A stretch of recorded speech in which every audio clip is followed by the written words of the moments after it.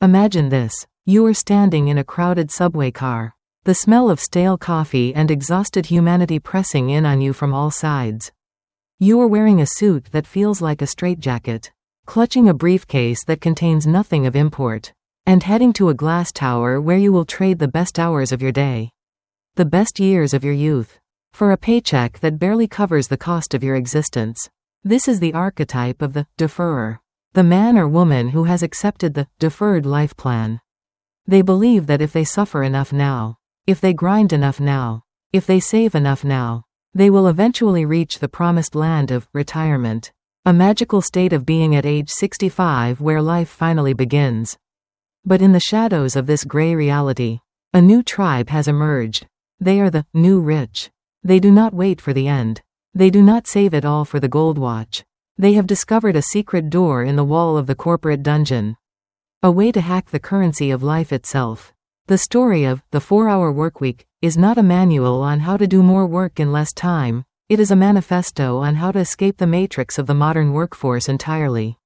It begins with a shattering realization: the old rules of the game were written for a different century, and following them is a guarantee of a life lived in monochrome.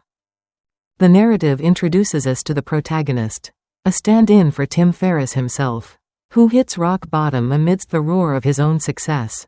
He is an entrepreneur, yes, but he is also a slave. He works 14-hour days, fueled by caffeine and adrenaline, believing that busy is synonymous with productive, and that stress is a badge of honor. He is making money, but he is bankrupt in time. The epiphany strikes him not in a boardroom, but in a moment of utter physical and emotional collapse. He realizes that absolute income, the total number on a paycheck, is a lie. A man earning $100 a year who works 80 hours a week is actually poorer than a man earning $50 who works 10 hours a week. This is the concept of relative income. The new rich measure wealth not in dollars, but in the multiplier of dollars plus time plus mobility. The goal is not to have $1 million in the bank. The goal is to live the lifestyle that a millionaire is supposed to have: freedom, travel, experiences, without actually needing the $1 million. This realization triggers the first phase of the transformation. D is for definition. The seeker must redefine what success looks like. The deferrer defines success as, he who has the most toys when he dies wins. The new rich defines success as, he who has the most freedom while he is alive wins. The narrative takes us into the psychological trenches of fear setting. The protagonist, terrified of leaving his business to travel the world, sits down not to list his goals, but to list his nightmares. He asks the question, what is the absolute worst that could happen if I did what I wanted to do? He writes it down. He imagines the bankruptcy, the ridicule, the loss of status, and in staring these demons in the face, he realizes they are paper tigers. The worst-case scenario is usually survivable, temporary, and reversible. The analysis of this stage reveals a profound psychological truth. We often suffer more in imagination than in reality. By defining the fear, we strip it of its power. The seeker learns that uncertainty is not the enemy is boredom and mediocrity. To step into the world of the new rich, one must be willing to trade the comfort of the known hell for the exhilaration of the unknown heaven. Armed with a new definition of wealth, the protagonist moves to the second phase. E is for elimination. He enters his office, a place that has become a temple of inefficiency, and looks at it with fresh eyes. He realizes that time management is a trap. It is a way to process more information and handle more tasks. But it does not question whether those tasks are worth doing in the first place.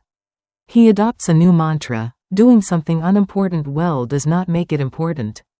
He wields the scalpel of the Pareto principle, the 80-20th rule. He looks at his customers and realizes that 80% of his headaches come from 20% of his clients, the ones who pay the least and complain the most. With a heart pounding with adrenaline, he fires them. He politely but firmly tells them he can no longer serve them. The silence that follows is not the silence of ruin, but the silence of peace. He then looks at his revenue and realizes that 80% of his money comes from 20% of his clients. He doubles down on serving them. The narrative intensifies as he confronts the information torrent. He realizes he is addicted to the noise, the emails, the news, the instant messages. He implements a low-information diet. He stops reading the news, realizing that if something is truly important, the world will tell him. He checks his email only twice a day, then once a day, then once a week. He sets up auto-responders that train people not to expect an immediate reply. This is the application of Parkinson's law. A task will swell in perceived importance and complexity in relation to the time allotted for its completion. If you give yourself 8 hours to check email, it will take 8 hours. If you give yourself 30 minutes, you will finish it in 30 minutes. The protagonist becomes a ghost in his own machine, disappearing from the daily grind.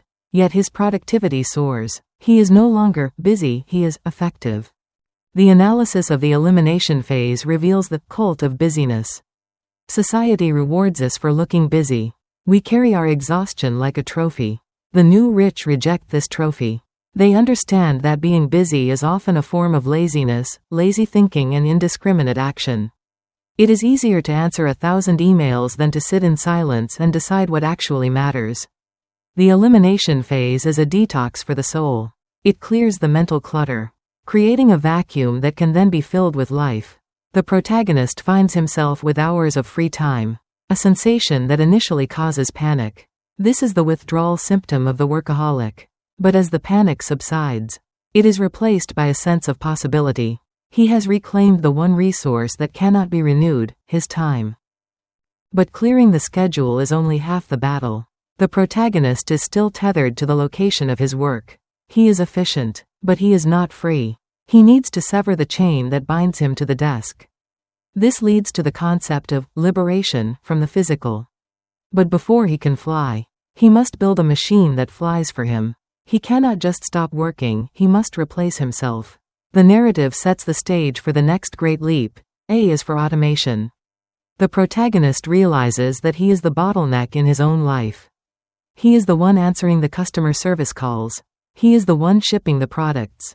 He is the one making the decisions. To be free, he must become irrelevant to the daily operations of his income. He must build a muse. The muse is introduced not as a passion project, but as a vehicle for funding the lifestyle. It is a business designed from the ground up to be automated. The protagonist stops trying to build a massive empire that requires thousands of employees. Instead, he looks for a niche product, a nutritional supplement, a specialized software, a how-to DVD for a specific hobby. He tests the market before he even builds the product, using Google AdWords to see if people are actually searching for the solution. He sells the dream before he manufactures the reality. This is testing the muse. Once the demand is proven, he does not hire a staff. He hires a system. He finds a manufacturer to make the product. He finds a fulfillment center to ship the product. He finds a call center to answer the phones. He connects these pieces like Lego bricks. The story describes the sensation of the first automated sale. The protagonist is sleeping, or perhaps eating dinner with friends. His phone buzzes. He checks it. A notification. You have received a payment of $97. He didn't do anything. He didn't talk to the customer. He didn't pack a box. The system worked. The money appeared. It feels like magic, but it is simply engineering. This is the turning point where he moves from being a business owner who owns a job to being a new rich who owns a system. But the system needs maintenance, and the protagonist is still tempted to micromanage. He needs a gatekeeper. He needs someone to stand between him and the chaos of the world. He needs the virtual assistant. The introduction of the virtual assistant, VA, is a comedic and philosophical turning point. The protagonist, accustomed to doing everything himself because no one can do it as well as I can, forces himself to hire someone in Bangalore or the Philippines. He starts with small tasks. Find me a restaurant reservation. Research this topic. Buy my mother flowers. It is awkward at first. The instructions are misunderstood. The flowers are sent to the wrong address. The protagonist wants to fire the VA and take back control. But he persists. He learns that the problem is not the VA, the problem is his inability to give clear instructions. He learns to create rules and standard operating procedures. He empowers the VA to make decisions. If the problem costs less than $100 to fix, fix it. Don't ask me. The analysis of the automation phase reveals the psychology of control. The biggest barrier to automation is not technology, it is the ego. We want to believe we are indispensable. We want to believe the business will crumble without our genius touch. The new rich swallow this pill of humility. They realize that it is better to have a task done 80% as well by someone else than 100% perfectly by themselves.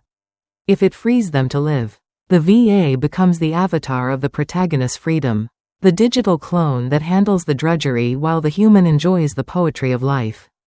The protagonist now has a business that runs on autopilot and a schedule that is empty. The chains are broken, the door is open, the world is waiting. The narrative now pivots to the final and most terrifying phase. L is for liberation. The protagonist has the time and the money, but he is still sitting in his apartment, staring at the wall. The cage door is open, but the bird is afraid to fly. He faces the void. This is the existential crisis that comes when the noise of the rat race stops. Who are you when you are not your job? What do you do when you don't have to do anything? The deferrer dreams of retirement as a time to do nothing. The new rich realizes that doing nothing is a path to depression. The goal is not idleness, the goal is the freedom to choose your struggle. The story takes us through the mechanics of escaping the office. For the employee, this means the disappearing act. The protagonist, if he were an employee, would start by calling in sick for a few days, then proving that he was more productive at home than in the office. He would negotiate a remote work agreement, bit by bit, 1 day a week, then 2, then full time. He would use the puppy dog close, let me try it for just 2 days. If it doesn't work, I'll come back. Once he is out of the office, he is free from the geographical anchor. He can engage in geo-arbitrage. This is the financial superpower of the new rich, earning dollars while spending pesos, baht, or rupees. The protagonist moves to Buenos Aires or Bangkok. He realizes that his $40 a year, which made him lower middle class in New York, makes him royalty in Argentina. He eats steak dinners, takes tango lessons, lives in a penthouse, and still saves money. This is the mini-retirement. Instead of a 2-week vacation where he rushes around trying to see everything before returning to the grind, he relocates for 1 month, 3 months, 6 months. He immerses himself in the culture. He learns the language. He lives locally. The frantic pace of the tourist is replaced by the slow rhythm of the resident. But the journey is not just about cheap luxury. It is about the reconstruction of the self. The protagonist confronts the void by filling it with learning and service. He learns to kickbox in Thailand. He learns to race motorcycles in Italy. He volunteers at an orphanage. He realizes that life is not about the accumulation of things, but the accumulation of skills and experiences. He rediscovers the curiosity he had as a child, before the school system and the corporate world crushed it out of him. The analysis of the liberation phase warns of the re-entry shock. When the protagonist returns home, or when he meets his old friends, he feels a disconnection. They are talking about traffic and office politics. He is thinking about the sunset over the Andes. He realizes he has become a stranger in his own land, but he has found a home in the world. As the first 10,000 characters draw to a close, the framework of deal, definition, elimination, automation, liberation has been laid out. The protagonist has transformed from an exhausted cog in the machine to a sovereign individual, the master of his own time and fate. But the devil is in the details. How exactly does one build a muse? How does one handle the loneliness of the digital nomad lifestyle? How does one navigate the complex emotions of leaving the normal path behind? The story is far from over. The philosophy has been established, but the tactical warfare of the lifestyle design is just beginning. The protagonist stands on the balcony of a villa in a foreign land, looking out at a horizon that is no longer limited by the walls of a cubicle, ready to dive deeper into the mechanics of this new existence. Most fail not because of a lack of effort, but because of a surplus of assumptions. We assume that to start a business, we need a revolutionary idea, a venture capital injection, and a warehouse full of inventory. The narrative of the 4-hour workweek, shatters this assumption with the precision of a diamond cutter. The protagonist, having defined his fears and eliminated the noise, now stands before the altar of the Muse, the automated income generator. He is not trying to build the next Microsoft, he is trying to build a machine that spits out cash while he sleeps. He realizes that competition is for losers. Instead of fighting in the crowded arena of general commerce, he seeks the blue ocean of the hyper niche. He ignores the mass market and focuses on the prosumer, the obsessed hobbyist who buys expensive gear. He imagines a product, high-end, French sailor-inspired yoga mats. It sounds ridiculous. It sounds too small. But in the world of the new rich, small is the new big. The narrative details the testing phase with the tension of a heist movie. The protagonist does not order 5,000 yoga mats. He does not rent a warehouse. He commits the ultimate act of business heresy. He sells a product that does not exist. He builds a simple, one-page website. He writes compelling copy that promises the benefits of the mat. He finds a stock photo. And then, he adds a buy now button. But here is the twist. When the customer clicks buy, they are not charged. They see a page that says, sorry, we are currently out of stock. Please leave your email to be notified. The protagonist runs $50 worth of Google AdWords to drive traffic to this phantom store. He waits. He watches the data. If nobody clicks buy, he has lost $50 in an afternoon. But if 50 people click buy, he has struck gold. He has validated the demand before spending a dime on supply. The analysis of this stage reveals the power of micro-testing. The new rich do not guess, they know. They use the internet as a laboratory to prove the concept, eliminating the financial risk that paralyzes most would-be entrepreneurs. Once the muse is validated, the protagonist moves to manufacturing and fulfillment. He finds a contract manufacturer in a low-cost country to produce the mats. He does not have them shipped to his garage. He refuses to touch the product. He ships them directly to a fulfillment center in the Midwest. This center is the invisible engine of his freedom. When an order comes in from the website, an email is automatically sent to the center. A worker there picks the mat, packs it, slaps a label on it, and ships it. The protagonist is nowhere near the box. He could be hiking in the Andes or sleeping in Tokyo. The system is hands-off. But the system has a flaw. Customers have questions. Where is my order? Do you have blue? My mat is torn. The protagonist's email starts to fill up. He is becoming a slave to his own success. He realizes he has automated the asterisk hands, but not the asterisk mouth. This leads to the rules of automation. The protagonist hires a remote customer service team. But he doesn't just hire them, he programs them. He realizes that 80% of questions are the same. He writes a detailed FAQ. He creates email templates. But the most sensational move is the empowerment rule. He tells his support staff, if the customer has a problem that can be fixed for less than $100, just fix it. Do not ask me for permission. Send a replacement. Refund the money. I trust you. This terrifies him. He fears they will give away the store. But the opposite happens. The staff feels trusted. The customers get instant resolutions. The emails to the protagonist stop. He checks his inbox, silence. He checks his bank account, growth. He has achieved management by absence, MBA. He is no longer the CEO, he is the architect. The narrative then pivots back to the employee. What if you can't start a muse? What if you love your job but hate the office? The protagonist acts out the Great Escape script. He does not march into his boss's office and demand to work from home. That is suicide. Instead, he plays the long game. He calls in sick on a Tuesday and Wednesday. During those 2 days, he works from home with a manic intensity. He sends emails at 7 a.m. He finishes projects ahead of schedule. He is a productivity machine. When he returns on Thursday, he shows his boss the results. Look how much I got done without the distractions of the office. He says, he proposes a trial. Let me work from home just 1 day a week. If my output drops, I'll come back immediately. The boss, seeing the data, agrees. The protagonist performs. Then he negotiates for 2 days. Then 3. Eventually, he is remote. He has severed the physical tether. He is free to roam. Now, the protagonist stands at the airport. A one-way ticket in his hand. He is leaving the deferrers behind. He lands in Buenos Aires. The first few weeks are a blur of hedonism.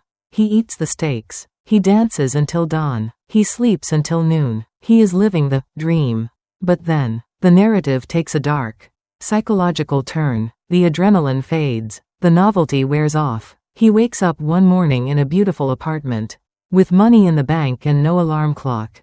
And he feels a crushing weight in his chest. He is bored. He is lonely. He has stared into the void, and the void is staring back. This is the crisis that no travel brochure mentions.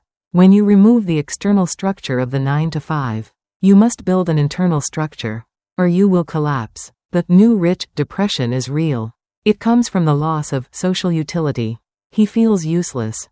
The analysis of this void reveals the difference between escapism and life design. Escapism is running away from something, a bad job. Life design is running towards something. The protagonist realizes he cannot just consume, he must create.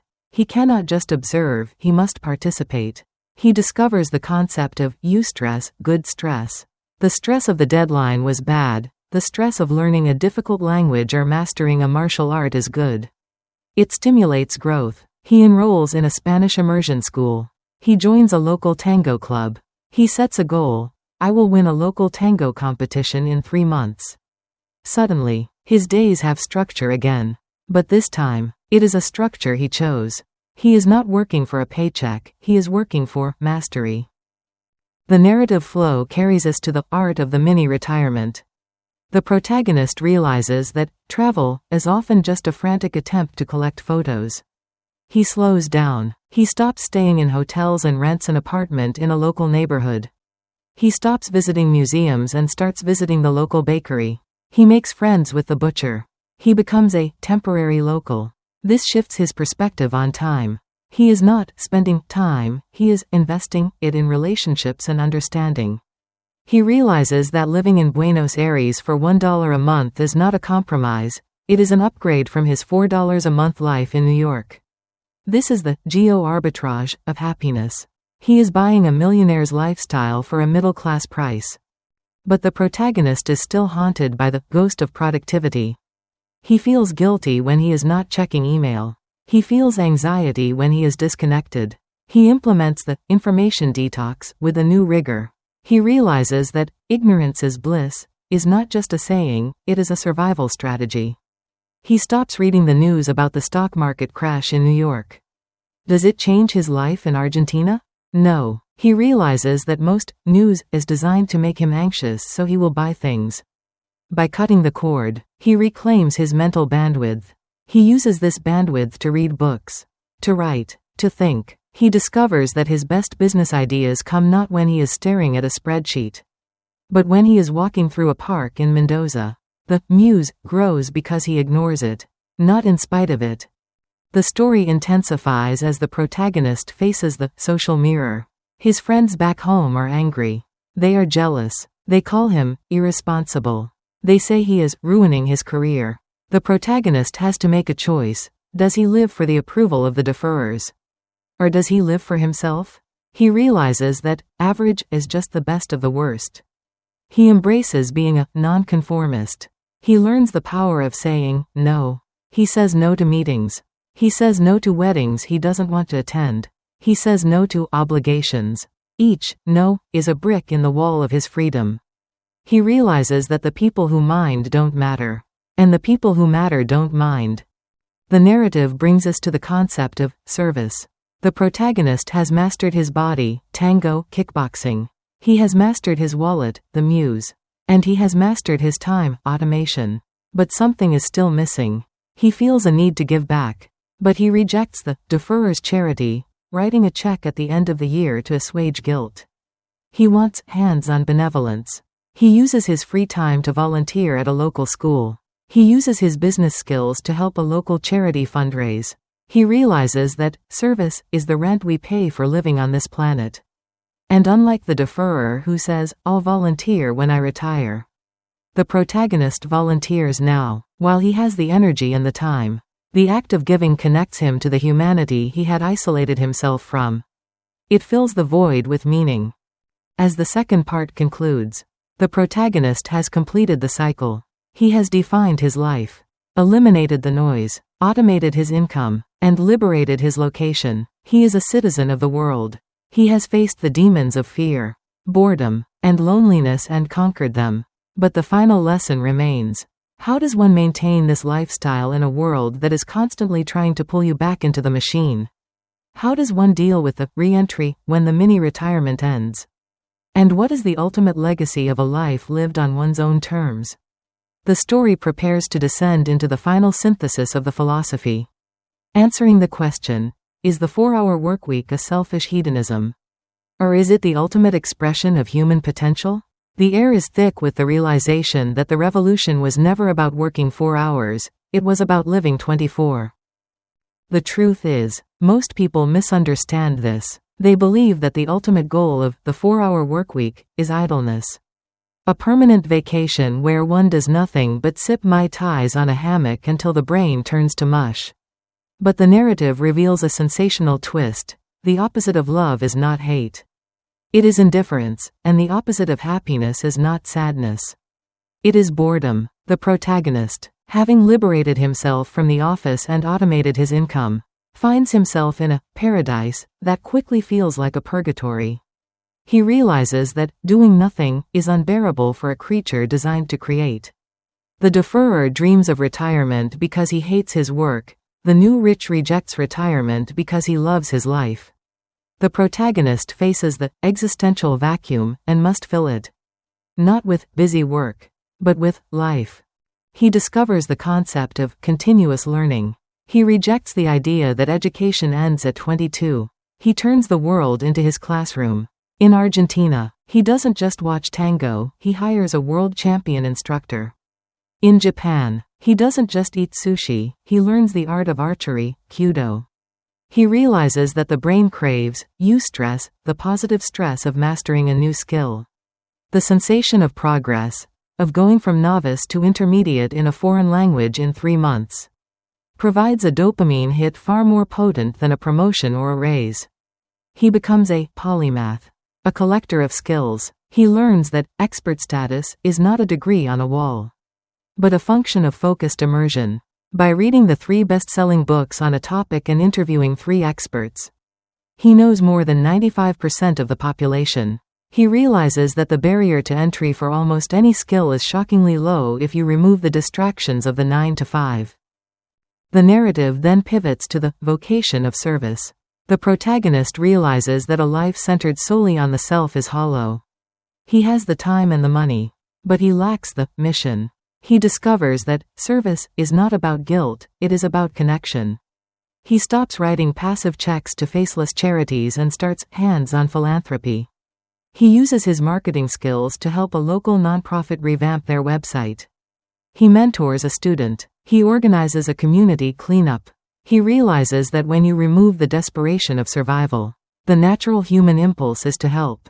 The new rich are not selfish hedonists. They are the most effective philanthropists because they give the 2 most valuable resources, time and attention.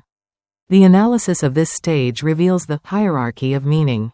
First, you survive, income. Then, you thrive, lifestyle. Finally, you matter, service. The 4-hour workweek is merely the mechanism to speed up the first 2 steps so you can spend the rest of your life on the third. But the journey is not without its dragons. The narrative confronts the ghost of the old life. The protagonist returns home for a visit. This is the re-entry shock. He walks into a bar to meet his old friends. They look tired. They are checking their Blackberries under the table. They talk about their mortgages, their bosses, and the traffic on the I-95. The protagonist tries to talk about the sunrise in the Andes or the taste of street food in Vietnam. But he sees a glaze in their eyes. They cannot relate. Worse, they are defensive. They attack his choices. Must be nice to not have responsibilities. They sneer. When are you going to get a real job? The protagonist feels a wave of alienation. He realizes he has unplugged from the matrix, and he can no longer plug back in. He sees the deferrers running on a treadmill that is going nowhere. chasing a carrot on a stick that is tied to their own heads. The sensation is one of profound sadness mixed with relief. He realizes that normal is a form of insanity that has been standardized.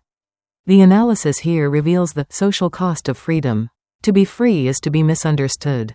The new rich must build a new tribe.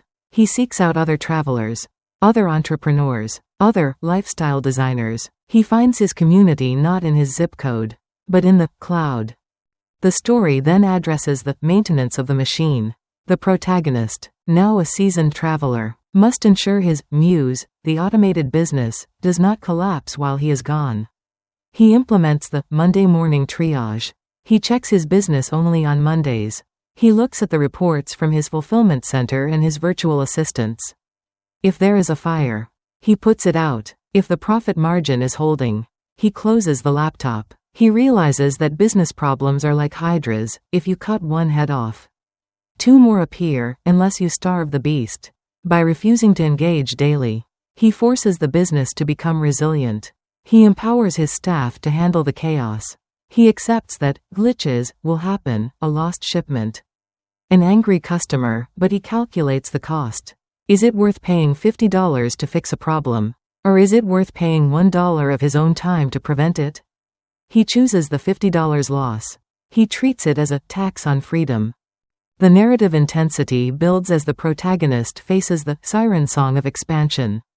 His muse is making $10 a month. The deferrer in him whispers, if you worked harder, you could make $20. If you expanded to Europe, you could make $50. Greed wakes up. The protagonist feels the urge to dive back in, to hire employees, to rent an office, to scale. But he stops. He pulls out his dream line. He looks at the cost of his ideal lifestyle. It is $8 a month. He is already making $10. Why does he need more? He realizes that growth for the sake of growth is the ideology of the cancer cell. The new rich seek sufficiency. Once the target is hit, any extra effort yields diminishing returns on happiness. He chooses to keep the business small, simple, and automated, rather than large, complex, and demanding. He chooses time over more money. The story moves to the final philosophical integration, the option of the quit. The protagonist realizes that the ultimate power of the 4-hour workweek is not that he has to travel forever, but that he can. He might decide to go back to a 9-to-5 job because he finds a project he is passionate about. But he goes back as a volunteer, not a conscript. He can quit at any moment. He has FU money streaming into his bank account every month. This changes the dynamic of work entirely. He speaks his mind. He takes risks. He works with joy because he is not working out of fear. The sensation of walking away power is the true gold standard. The 4-hour workweek is a toolkit for becoming anti-fragile. The narrative concludes with the protagonist sitting in a cafe, perhaps in Paris or Prague, watching the world go by. He is not a billionaire. He is not famous, but he is the master of his own fate. He opens his notebook and writes down the 13 new rich commandments. 1. Relative income is king. **** Time and mobility multiply the value of money. 2. Distress is bad. Eustress is good. **** Seek challenges that grow you. Avoid stress that grinds you. 3. Eliminate before you automate. **** Never automate something that can be eliminated. 4. Never check email in the morning. **** It scrambles your priorities. 5. Ask for forgiveness, not permission. **** Action beats deliberation. 6. Emphasize strengths. Don't fix weaknesses. **** You can outsource your weaknesses. You cannot outsource your unique genius. 7. Information is a tool, not a hobby. **** Learn only what you need for the immediate task. 8. Being busy is a form of laziness. **** It is lazy thinking and indiscriminate action. 9. The timing is never right. **** Waiting for the perfect moment is a death sentence for dreams. 10. Retirement is worst-case scenario insurance. ***, prepare for it, but do not live for it. 11. Reality is negotiable. The rules of society are merely suggestions. 12. Focus on the critical few. 80% of outputs come from 20% of inputs. 13. Fear is a compass. The thing you are most afraid to do is usually the thing you most need to do. The protagonist closes the notebook. He pays for his coffee with a card linked to a bank account fed by a business that runs itself. He stands up and walks out into the sunlight, not knowing exactly where he will go next, but knowing that the choice is entirely his. He has escaped the deferral plan. He is living in the now. Analyze the ultimate meaning that the book intends to convey. The 4-hour workweek is a manifesto for lifestyle design and the reclamation of agency. Tim Ferriss's core message is that the life script handed to us by society, work hard, save, retire, die, is a bad deal. It posits that we have confused resource, money, with the goal, freedom. The book serves as a tactical manual for decoupling time from income. It challenges the reader to stop asking, "How can I get a raise?" and start asking, "How can I own my time?" The final lesson is one of radical experimentation. You do not need to wait until you are 65 to live the life you want. You can take mini retirements now. You can test your dreams now. The only thing standing between you and a life of adventure is a set of outdated assumptions and the fear of the unknown. The climax of this journey leads to a state of sovereign mobility. The seeker moves from being a passenger in their own life to being the pilot. They realize that the world is malleable, that rules are breakable, and that the greatest risk is not failure, but the regret of a life unlived. The journey ends with the realization that time is the only true currency, and spending it in a cubicle doing work you hate is the ultimate bankruptcy. The goal is not to be idle. The goal is to have the freedom to do the unidle things that make life worth living.